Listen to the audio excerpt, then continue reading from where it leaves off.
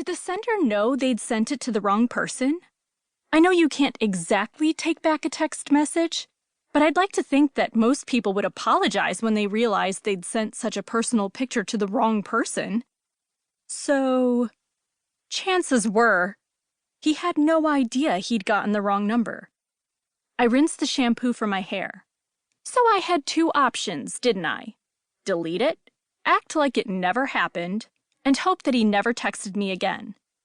Or I could send him a quick message that said, "Sorry, wrong number, have a nice day," and move on. I finished in the shower after conditioning my hair and soaping my body, and got out.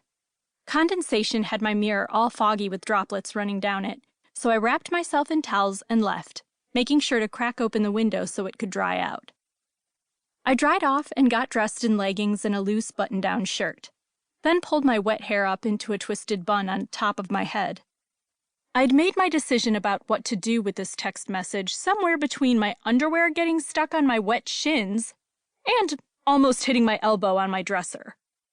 I was going to send him a nice text telling him about his mistake. I'd want to know. I snatched my phone up from the table and unlocked it. The message flashed up instantly, and I hit the reply box. Me. Hey, sorry, but you've got the wrong number. Then, with my conscience cleared, and the knowledge that I'd performed my good deed for the day, I left my apartment, headed for the florist store where I'd worked for the last 10 years. Thank you, Mrs. Cooper. I'll see you next week. I smiled as the elegant lady in her late 50s waved goodbye with her weekly bouquet of lilies in hand. See you then, honey. The bell above the door dinged twice, once when she opened it, and again when it swung shut behind her.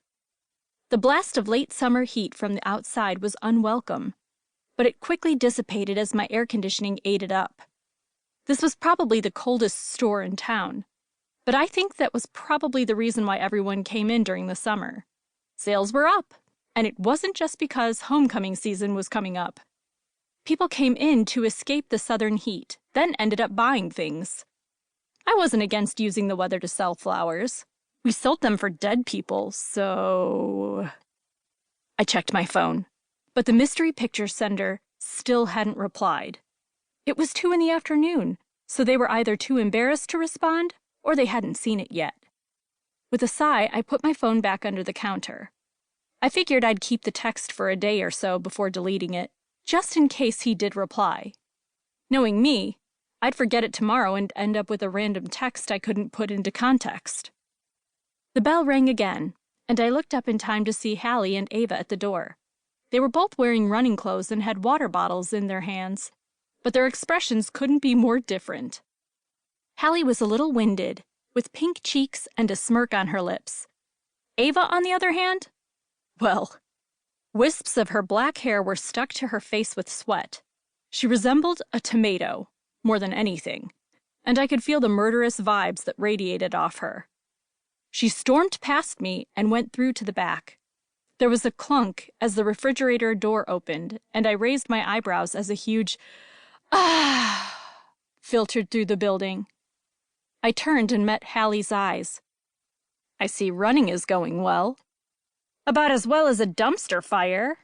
She lifted her bottle and took a long drink. She is not a runner. She's worse than you. I can run. I just don't like to. I pulled my stool beneath me and sat down. How long is she going to stand in my refrigerator? Hallie shrugged, sitting on one of the spare stools in front of the counter.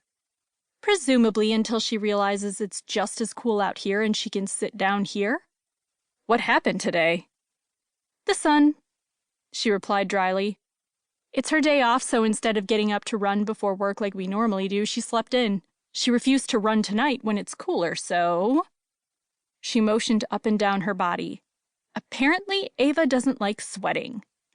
Ava doesn't like anything. I heard that! There was a clunk as the fridge door shut again. Ava emerged from the back, still looking as if she'd run a 4-minute mile, and wiped the bottom of her tank top over her face. I like plenty of things, but running in the heat isn't one of them. Unbothered, Hallie said, I told